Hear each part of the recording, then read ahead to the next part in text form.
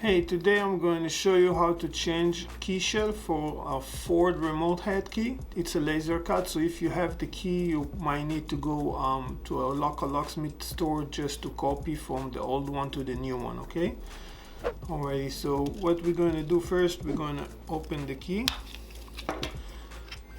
Okay, now as you see in this key it's aftermarket, so in aftermarket key I can take a screwdriver and just open it here. Now most of the chances, if it's original key, you will not be able to open it like that, so you will need to get a knife and cut it around, but very gently, because you don't want to hurt anything inside the key. So it's going to be a little bit some hard time to open the key and take the board out. But after you taking the key, just taking the board out. Okay, I'm going to put the board on the new key. Now as you see here on the side, you got a small chip. Okay, so we're going to take the chip out too, because without this chip is not going to start your car.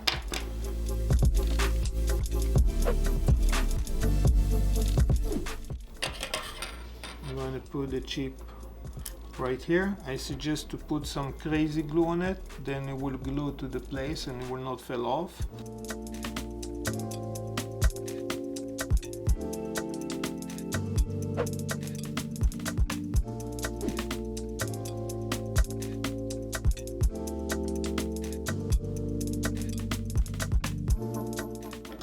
Then we're going to take the battery and we're going to just put the battery in here, and we're all done. Thank you for watching and please subscribe.